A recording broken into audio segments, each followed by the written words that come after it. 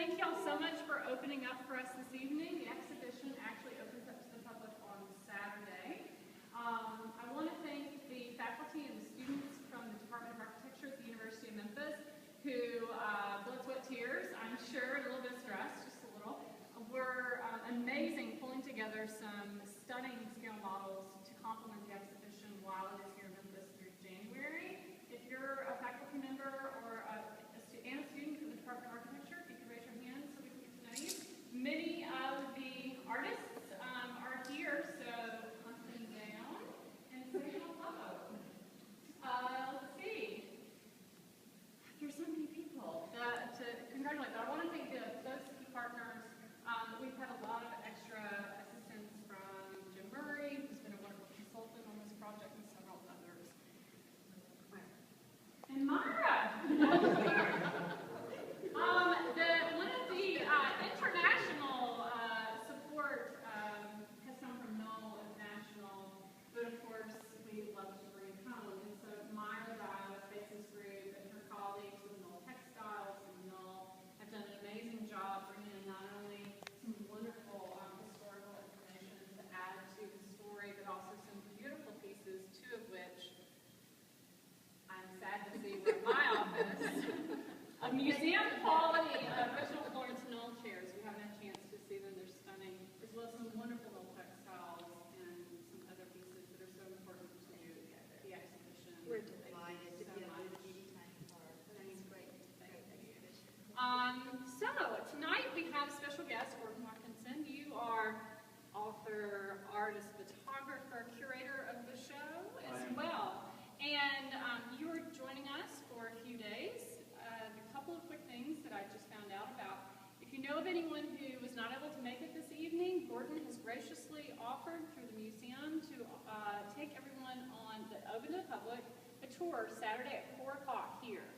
So please, social media, Facebook, email your friends and colleagues who want to take the opportunity to actually meet Gordon and hear from you about your experiences putting together not only this exhibition, but the process and the people you met on the way. It's a great opportunity. We also are working just as a partner with the Department of Architecture, the Art Museum, and Gordon on a photography workshop over the next 2 days. So a lot of really wonderful companion pieces to this exhibition, which is, as you all would agree, is stunning. The museum staff has done an amazing job curating it. And thank you so much for bringing this to Memphis. This is so exciting.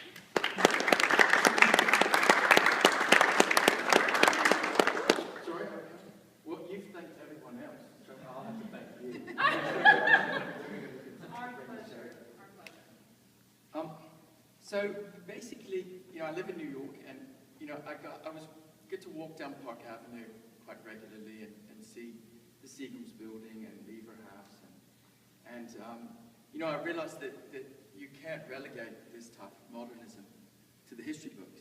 It's a living, breathing thing, and we encounter it still every day, even without being in New York. So I had an idea about talking about the historical components of the Bauhaus through 21st century design. How did these theories go from the 20th century to the 21st? And how did they carry over, and did they work? I worked with Michael Siebenbrot, the head of the Bauhaus Museum in Weimar, to pick the 12 historic buildings. And I worked with a guy called Volkjäger, who is an architecture critic, to pick the 12 contemporary buildings. And I think you'll see around the room we have text from all the contemporary architects. We have quotes from those, all in the black. And the connecting texts on the exhibitions in the white, Volkjäger and I worked on. But the first thing I would like to tell you guys about the exhibition is, does everybody know the House in Bloom? No? The first building by the Bauhaus was the House in Bloom. Does anybody know anything about it? Well, the funny part is, since you guys are all architects, is it was designed and built by a painter. So, the mystery's gone, apparently. But Georg Mucha in 1923 won the competition for the show house in Weimar to talk about the way that the Bauhaus thought that people were going to live in the future. And so this is actually based on some Gropius lectures that he attended. And it's based on the design of a classical Greek or Roman villa, if you see the central space that would have been open. And of course in Weimar it has to be closed. And then all the personal spaces are around the central meeting. It's also the house where Breuer worked on a lot of the furniture with. It's the first modern kitchen.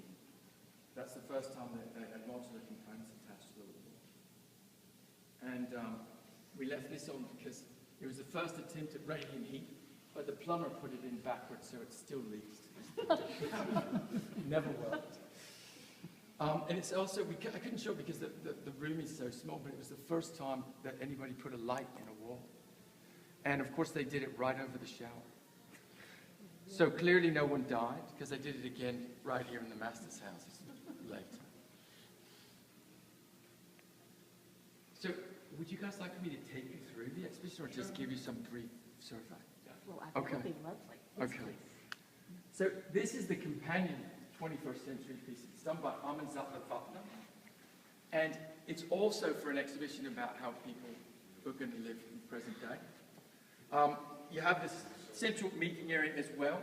It's elevated. And then you have all these sort of little pods down below. These are the staircases. So the funny thing about this house is, so you're creating a show house, right? It's at the old Munich airport. What do you think is the most expensive component if you're creating a show house that's got to be ready to go? Any guesses? You guys will guess about in 3 chapters down the road. The most expensive component of this house is the mature shrubbery.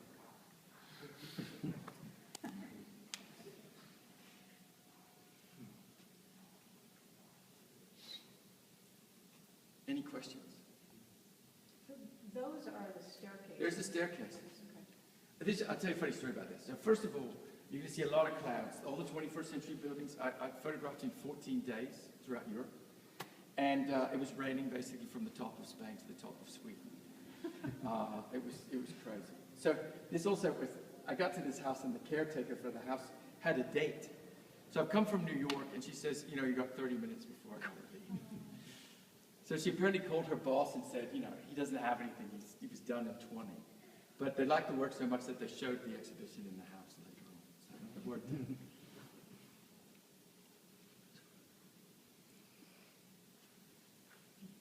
So should we keep going? Sure.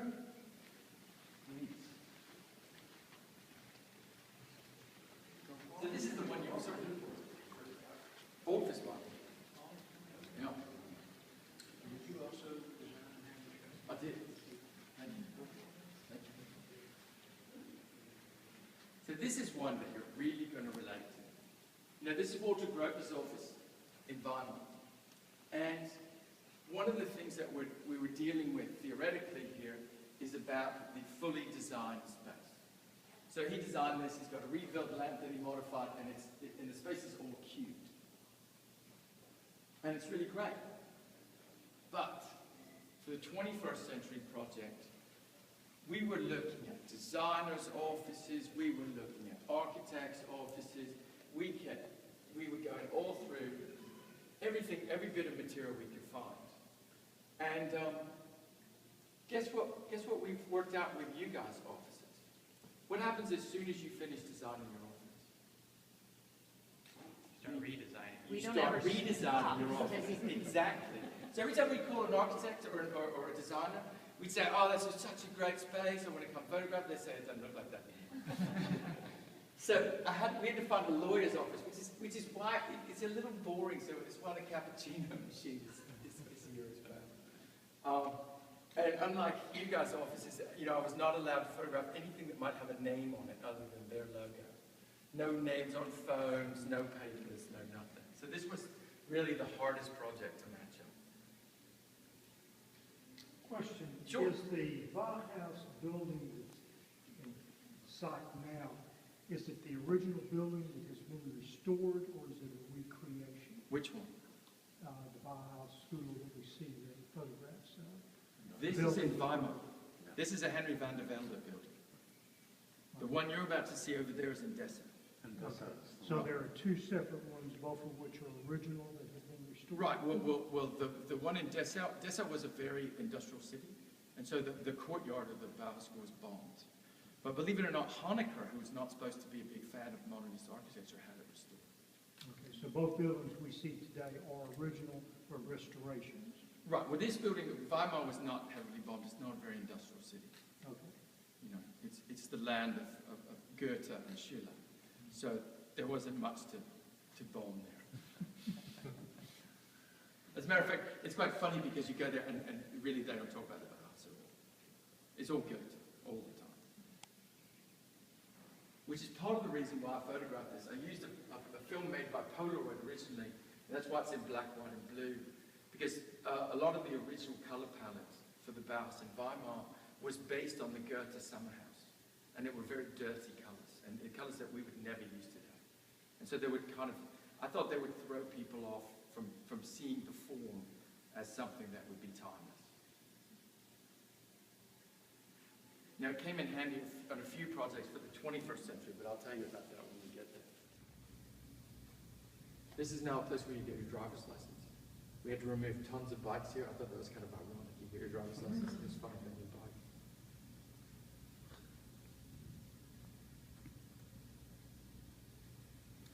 It's also, not only is it not rectilinear, this brick is yellow, or yellowish tone, which is found a lot in this kind of part of the world. It's about 2 hours south of Berlin by train. It's an hour by car, actually.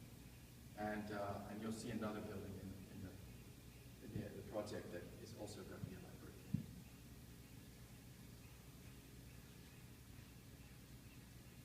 So, Hannover Wernheim is doing this as the same sort of brief, but in Reuter, in Austria.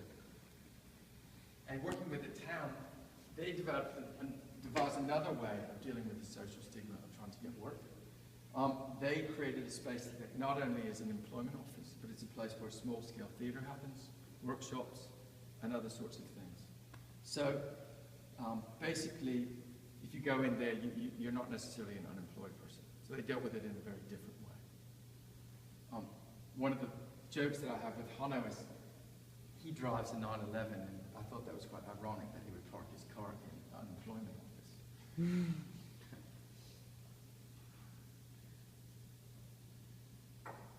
It's a very, if you can see the reflection, it's a very complicated shot for me, because behind this, in this direction, is the Alps, and it's really beautiful, and it's a fantastic church, and I had to find an angle where I didn't have to compete with nature.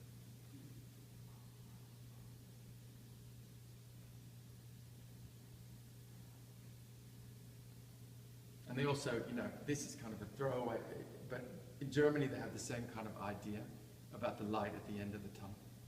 So I thought that would be kind of funny in an employment office as well. Yeah, it's great.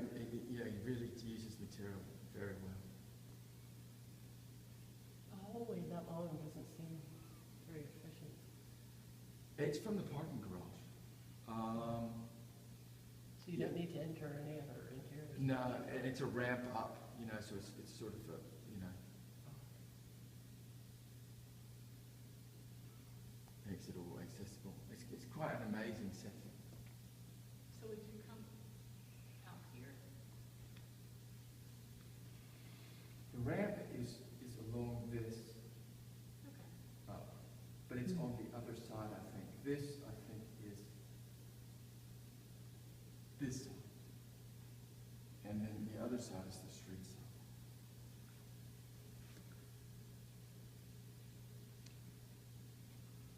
Yeah, because this is where the ramp is going to be.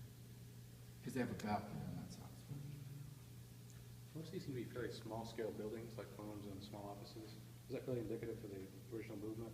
I don't think so, because it's about to get bigger. Okay.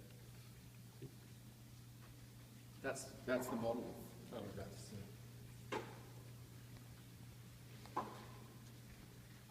really what you're seeing, again, this response to World War I is what you're seeing is this, first of all, there's this giant emerging middle class all over Europe. These guys were kind of almost serfs up until this point, and they're not going to stay that way after the slaughter they've all just been through.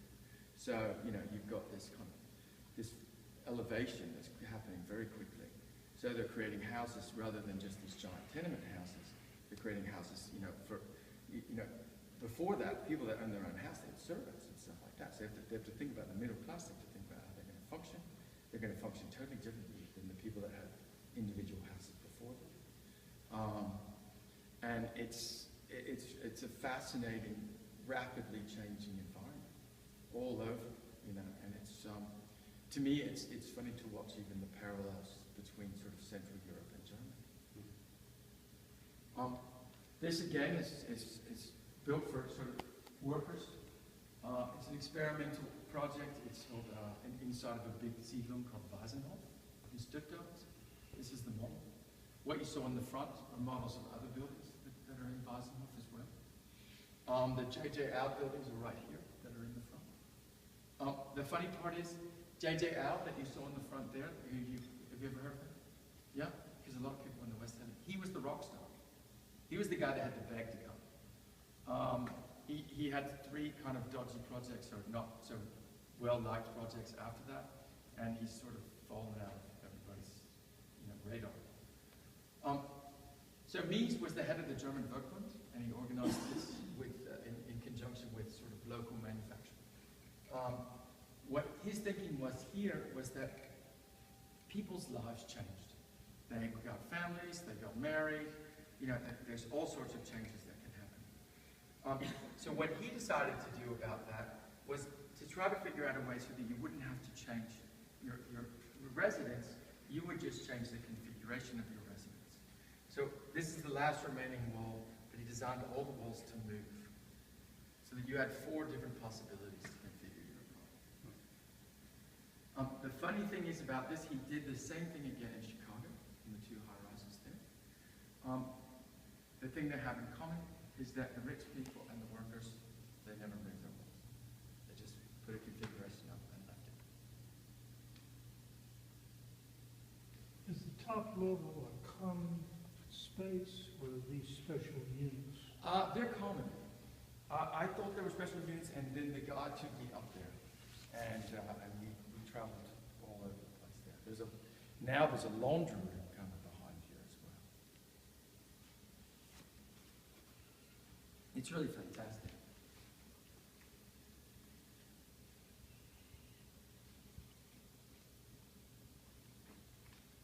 So in Copenhagen, Inge Watson architects had the same idea, but they tried to execute it differently by making different apartment models or configurations in one building. This was an empty lot since the war, since World War II, and they won the contest, and then they put up their structure, and they thought this would really work because this is kind of an okay part of town, but now it's become the trendiest part of town, and there's no way you can afford to go from the smallest to the biggest. Another funny thing we did on this is Denmark. So, these guys have a bicycle superhighway here. So there are 40 miles of highway that you can't be interrupted by a car or a pedestrian. So there's hundreds of bikes here. We took them all out except for one.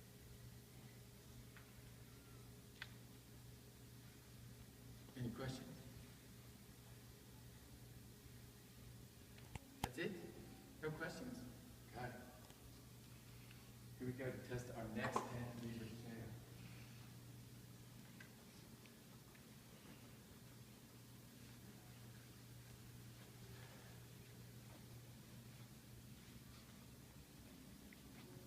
All right, Paul, here comes your quiz. He's not even going to come in. So, Colin, you know J.J. Al, do you know Honest Meyer? I knew I was going to get you on one of them. There you go. This is the original design for the first cantilever chair.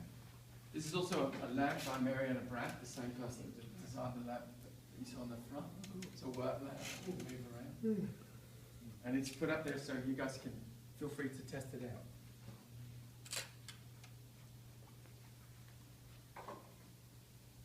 So which one do you like better? For different purposes for this one and the one up front. That was more like lounge area for everything back on. This is more like around the table. Looks very nice. I like it with the leather. Yeah.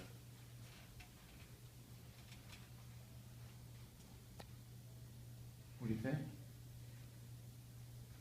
I had one almost identical to this for my desk, and it was fantastic. I mean, for long hours of being a desk potato. So I'll give you the rest of the story. So again, these guys are thinking about making things for the middle classes, right? So they've got to find a material that's cheap, accessible, bendable, and has longevity. So what do you think the tubing is?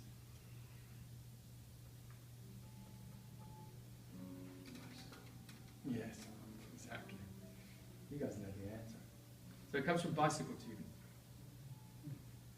And I got a question here the other day, and someone said, I hope I'm not offending you, but isn't this kind of like IKEA? And I said, yes, but it's like IKEA that lasts forever.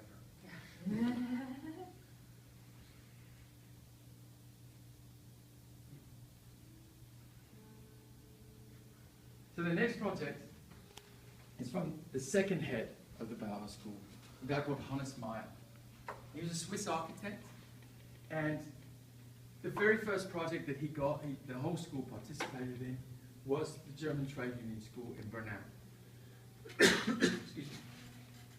His brief was that in 6 to 8 weeks, he had to take people that didn't know each other from the different trade unions that would need to work together in the future, and sort of get them acquainted with each other, and sort of with the ability to work together in the future. So what he did in his studies was he worked out that the Germans were very connected, especially the German working class, were very connected through sport and through theater. So what he did is, as a result of that, is each of the buildings has a number, and each of the floors has a color. So these are the bathrooms or the glass brick. So building 1, like red, might play building 5 yellow in football one day, and they might swim against them another day, and they might be in the theater with them another day. So that they could set a very standard way that each of these people would interact. The funny thing is you need 11 people to play football. I don't really know how they worked it out because there's 10 on each floor. This is this is outside of Berlin, not very far from Dessau in the other direction. Sort of east rather than south. And this has yellow brick as well with very bright red trim. Meyer's a really interesting guy. He is not well known because he supported a workers' strike in Dessau and was fired. As I said, Dessau was very industrial. It was so industrial that during the war we bombed 80% of it. It made airplanes, the Junkers airplane factory, it made Zyklon B in Dessau, and a number of other industrial plants were there. So after he got fired for supporting the workers' strike, he went to Moscow, where he was the head of urban planning, and taught at Moscow University under Lenin. A lot of people disparaged him by sort of saying he was a communist, but he's the first guy to make the Bauhaus school profitable. He rearranged all the workshops so that they were making the larger output, and they were selling their products for more money. And then the other thing that was interesting is while he had Marxist leanings in his writings, he never joined the Communist Party until he took his signature back then in Germany. And when Stalin took over and the war started, Stalin had his wife shot and him deported. So I'm not sure that doesn't prove right away that he wasn't a very good communist. So it's a fascinating story. He ended up as the head of urban planning in Mexico City when he was hanging out with Tina Modotti, Diego Rivera, Frida Kahlo, and Trotsky, and all those guys. So he had quite a colorful life. But he's quite a good architect compared with the three. Brenna, who worked on the restoration of the school and the master's houses, worked on this, and I was back and forth when they were doing this, and they were showing me that they had to only make one alteration to the original plan. There's this glass block in the ceiling over the tables in the canteen, and there's condensation that was eating away the ceiling that was connecting them. So they had to put a heater there to get rid of the condensation. Even the walls were even sealed so well that he showed me the peat insulation inside the wall was still good. So he's quite a good guy. He's very functional. All the materials were exposed, even the conduit, the brick, the concrete, everything. He really believed in the beauty of materials, no matter how lowly they were thought. So this is our 21st century response. This is from Galli and Rudolph. It's just in Wadensville. It's just outside Zurich, and this is the international school here. They also had the brief that they were going to bring together a community of people that didn't know each other before. The way they've done it is by creating this giant staircase for socializing. And this is the way in, this is the staircase, this is the way all the children come in, and the way that all the children come out is here. And I can tell you I was there when the children were dismissed and the kids were dragging the parents away. So clearly this was quite effective. This is another crazy colored building. This is that 1970s weird yellow that they were trying to paint the fire engines here. And the trim is really bright red. You can see this from about 5 miles off.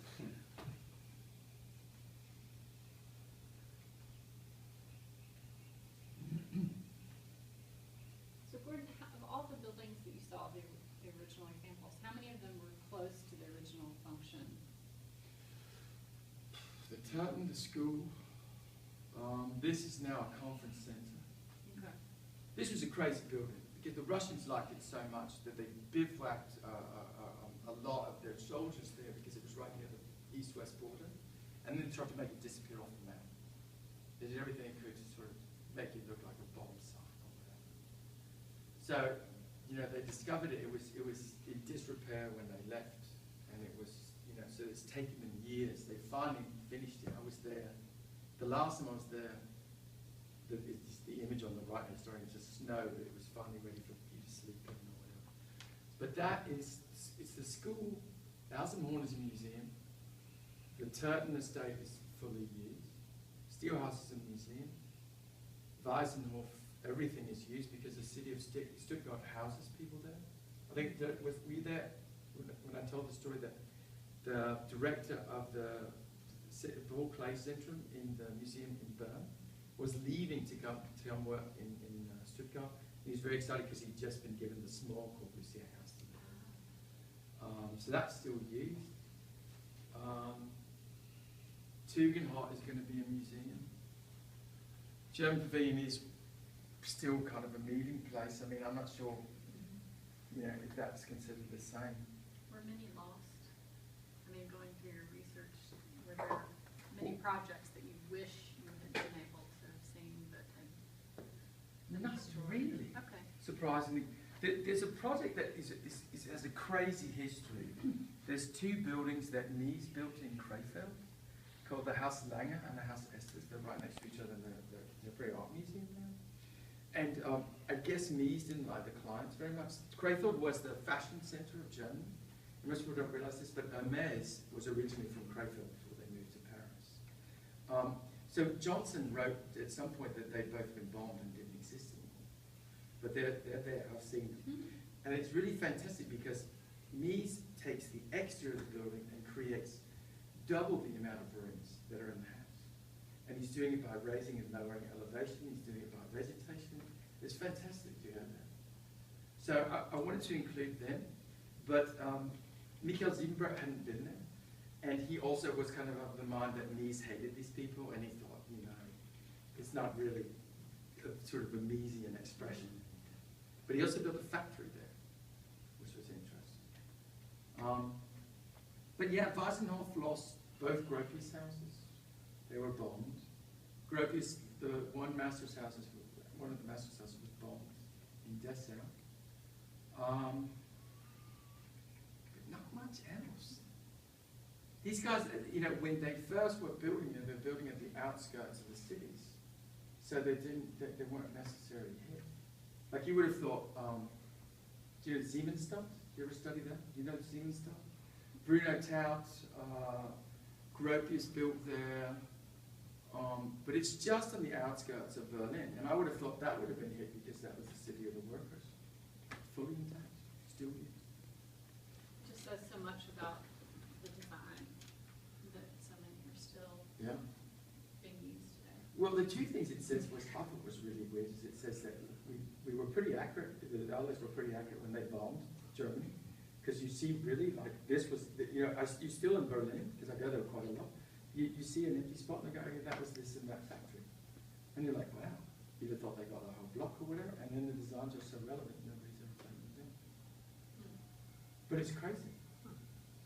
You know, and you go, I mean, even all through Berlin, there's a stadium that was built by the Bauhaus, this Munzen Stadium, just on the outskirts. There's theaters. It's fantastic. You can go all around it. There's a garage in the middle of Berlin. Paulik built the guy that works on the other part of the still there. Must be, there's a great cultural value. Like when we, here, we fight for so many, different international styles and some other styles so desperately throughout the States because the appreciation isn't there. Which is preservation in general. Yeah, yeah. Well, Yeah. but I think there's a hard problem in the United States with modernist preservation in that things like Dokumoma and World Monuments Fund have made this whole big umbrella for modernism, which now includes brutalism. And I'm not sure that's a fight. It's kind of like this big giant thing, and you say we want to save everything. And I'm not sure that some of these Paul Rudolph buildings, for instance, you go in them and you're like, man, this is rough. And they're fighting for every building. Sorry. I wanted to say, much of this architecture like this is in Northern Europe that was built between the wars. And when I said I grew up with the Bauhaus, because much of that reminded me of what I saw when I was growing up. But some of these Bauhaus ideas just don't work for northern climate. The flat roofs in a country that has an awful lot of snow, they cursed that because of the weight and also of the constant problem of maintaining the roof. So they pretty soon did away with that. Had to adjust it according to the climate. Well, that's in Berlin. Sir? That's in Berlin. Well, It's still there. I'm from Latvia, Okay. so that's north of Germany. Huh? And I'm sure that they have learned to cope with it, but they had to redo a lot of the buildings, the roofs, in Latvia so that they would have a little bit of a slant that also the melting snow would slide off. So that's have to make adjustments. Right. So this is the next project, again by Hans Meyer, your new friend. So Meyer was charged with, this is where the steel house is and the thermostat. So in the back of it, this is for the very poorest residents of Dessau. This is really basically for the unemployed. And unfortunately, this vernacular got reused in the United States in a very different way than Meyer intended here. Basically, these are very small houses. The first galley kitchen, he had been to New York. He installed trash chutes to get the trash out of the house because the spaces were so small. All of these had a storage unit on the ground floor. So that, basically you don't see it here, but we know, even though we don't have the original plans, that Meyer designed at the outside fully. Because he knew that the apartments were so small that the people would spend a lot of time outside. So there was a communal garden, even a place for the laundry to be hung, playgrounds for the children. That he expected people to either be on the balconies or outside most of the year. This is only 3 stories tall. What we saw later from people like Moses or in Chicago or whatever, These were 20 stories tall with no really outside space planning whatsoever. That's why this still works and does that to this day, and Cabrini Green and things like that are gone. So this is from Finkenjoka, and it's a similar idea, but it's for student housing in Berlin near the Technical University in Gorki. It's just a suburb of Munich, actually. And they also have designed the outside, but they added one thing that's really important that they don't add, I guess, in the United States anymore. There's a bar underneath for the students to go and relax in the cellar. But again, they've got this kind of exterior thing, but they're now got this wire mesh that this vine is supposed to grow all the way up to the top. And in the winter, the leaves are supposed to come off, and in the summer, they provide shade. In the meantime, they have these things that are reflective are just reflective panels to keep the sun out. It's actually August, even though it's about to rain again.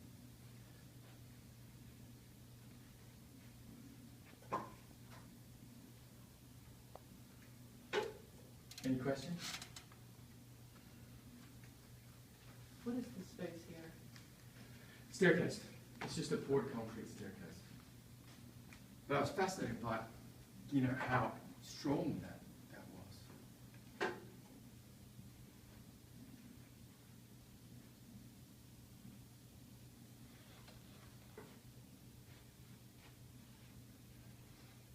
guess the roof, there's just a tiny little bit of angle to. It's angled like this. It's flat, but it's just angled out. Okay. It creates an optical illusion. Yep. I guess. Yeah.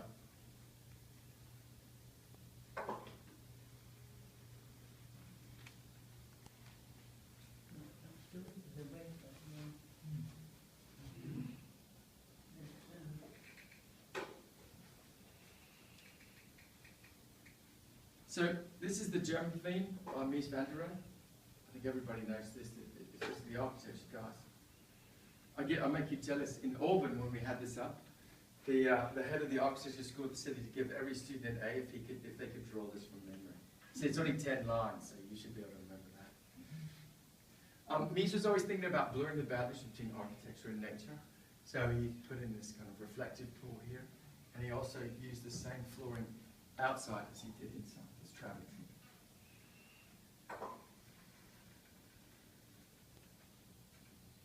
Now, when we do workshops with younger students that don't know this building, we're able to have them put their hands over the decks and ask them which is old and which is new. So this is Graham Phillips. It's his own house just outside of London. Do you know who he is? He was the managing partner at Foster & Partners. He's the guy that built the Hong Kong, Shanghai headquarters. He's a fascinating guy. He picked me up at the airport in Denham, at the train station rather in Denham, and he said, I hope you don't mind, we're going to have a cold lunch and a bit of wine and talk about design. But it was a really fascinating conversation in there. He was talking about building the Hong Kong, Shanghai Bank headquarters. And he said, that building took hundreds of people to build, but it only takes one person to change the way we think about residential architecture. This building is so famous in the UK that it's used for film sets, for commercials, for all sorts of things. So he's duplicated this in the south of Spain, so that when it's rented out, he can just go to another version.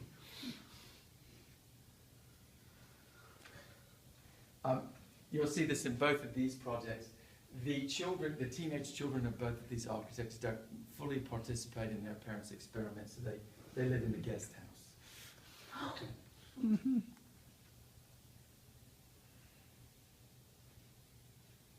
Any questions?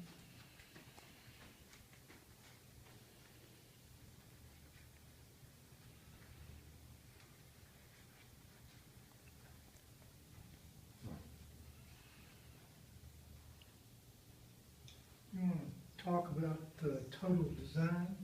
Sure. Barcelona Pavilion, furnishings? I could let you talk about it if you want. Well, you're giving it to her. I think those may be interesting. Well, the fascinating thing that I know, I've seen that I didn't talk about the other day, just in the interest of time. So, Mies designed these stools and these chairs for the Barcelona Pavilion, but the fascinating thing is these guys were always thinking about what came in front of them. And I've seen, actually, the original drawings that from the guy that was drawing based on Mies's dictation for the legs of these chairs. And it's based on a shingle garden chair. The shingle garden chair goes like this, and Mies just elongated it like that. So it's always, to me, it's always fascinating that, you know, you think of this thing as totally new, and these guys had so much in their minds that they were able to reference. Red? Is that, what green. material is that? It's marble. It's a marble, green marble? You're thinking about the onyx. Oh. Which is Oh, there. that's what I'm thinking. It's, Okay. the onyx is there Okay. in the Tugendhaus. And it changes color in the afternoon. But the draperies are The grace, crimson, yeah, they're red. velvet, Oh, that's where I was black thinking. wool, I thought I saw and white color. kid Okay. velvet. Stunning. Oh yeah, fantastic. Yeah. But the interesting thing is how he changed that design for the version here for the living room where they had the arms and set up straight. Mm.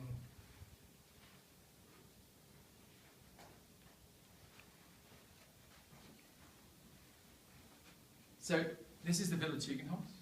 It's in Brno, and it was now in the Czech Republic, which was Moravia.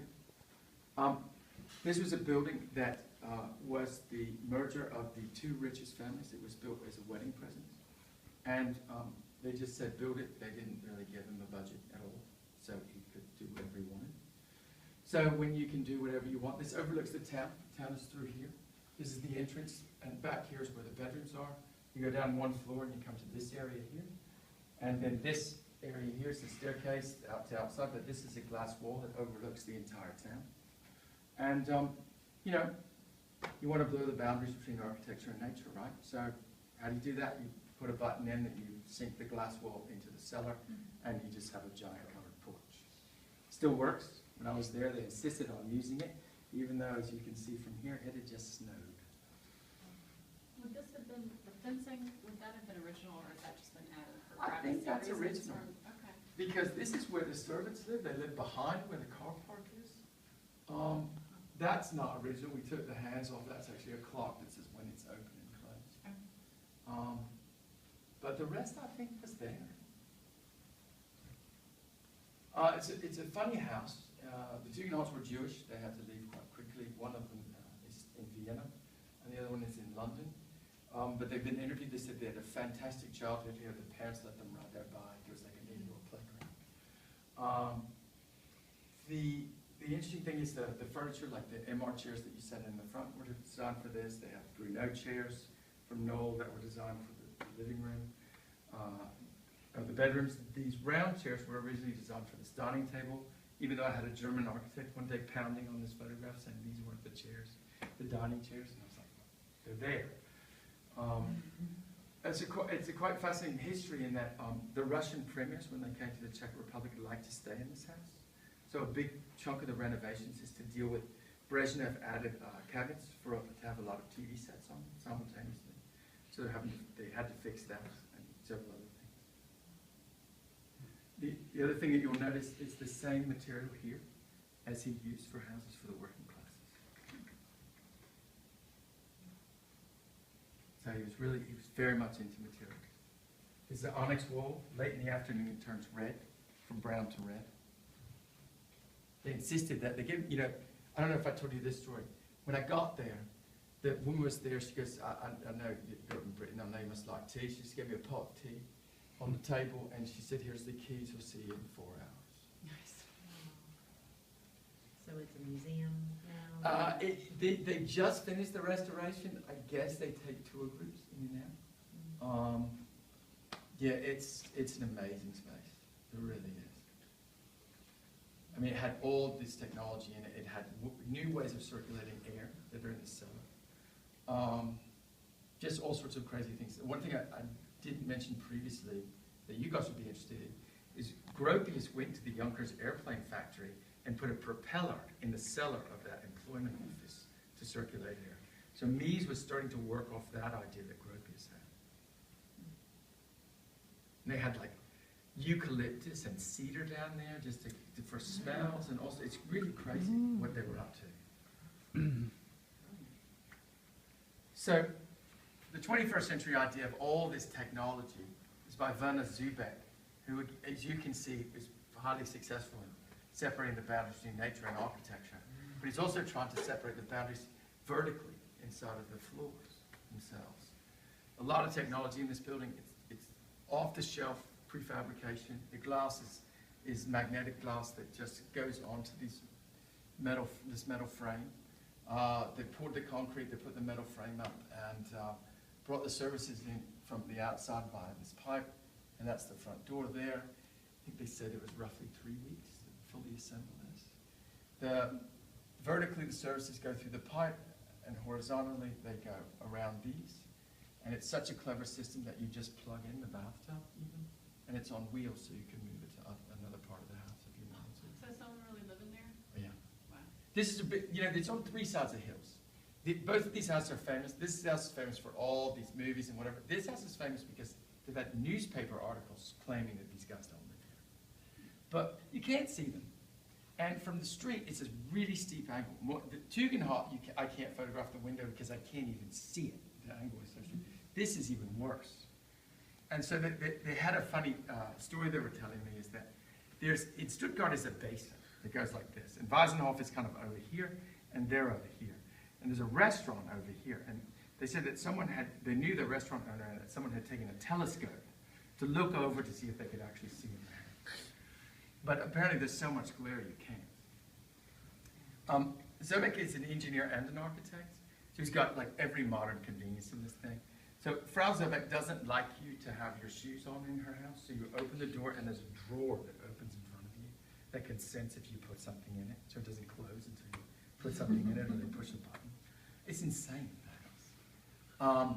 The one thing that's analog is they don't have a doorbell. They have geese as you get out of your car, and they never stop honking. But it's an amazing place. I know they live there too because, not only do they say it, the bathtub had just been used before I got there. It still had water in it. Again, guest house, teenage son is there. The dad made it so the kid can't come back, and it must have been some fight because he's put his train set where the kid's bedroom is, and it's massive, so he's not moving.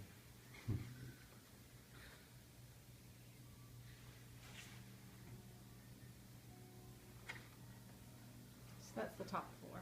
That's the top floor. Okay. No, that's the middle floor. No. Middle floor, the top floor is the kitchen, the middle floor is the library kind of work area, and the bottom is kind of the personal area.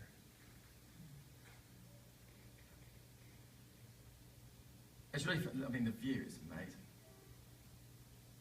And now he's got R129. I've seen the model for that, and that looks like Buckminster Fuller designed that thing. It's wild. There are 127 Rs before this one, or is this? I don't know. I didn't ask him that. Maybe they just started with 100. Yeah. Or maybe on paper, Yeah. like Yeah. previous Yeah. designs. He's got a lot of models floating around for residences that he might live in. The interesting thing is there was another house here, and they lived in that other house to get used to the site before they put this up. So maybe there are a lot of ours.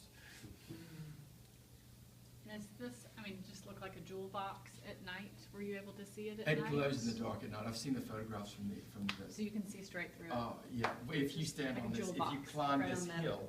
Okay. See, I'm not on any place that you're supposed to be. It's one of the few times, usually I'm very cognizant of orienting myself where you would stand, but there's no chance that I could have photographed this house from way up here. So on what the are they street. looking at down this way? They're looking at this guy. Oh, okay, It comes right off. so that's their Yeah. view. Right, and Okay. that goes to that, and you see, here's where the hill starts again, behind you. So there's nothing. There's nothing. Okay. Very secluded location. It's really great. Secluded location overlooking the whole town. How many times can you find that? And this cat, he's got that thing in a green belt. He also had a bunch of restrictions because he could only build where the house was before. So this was kind of a little teeny tiny mini farm. So that house looks huge when you're in it, and it's tiny. It's the smallest 4-bedroom you've ever been in. I was like, if you could put that in New York now, I'd be happy. Figured in a number of different things. Like these, like you're expected to sit in the chair. Has anybody seen these famous photographs from Lucio Maholli where you look up on the balconies and the students are on No, it's, if you ever look up the balconies or Lucha, there's a photograph that comes up there. And the only significance about this image is, that's crazy, is nobody had really done this before. So when the exhibition was up in 2009 for the 90th anniversary of the Bauhaus, all the German papers ran this image. Because they said, everybody, it's really conceptual photography in its earliest form. So Lucia goes up and takes this kind of haywire view, and the students are all hanging over. And it's such an iconic image that everybody that goes there tends to stand right under there and take this something.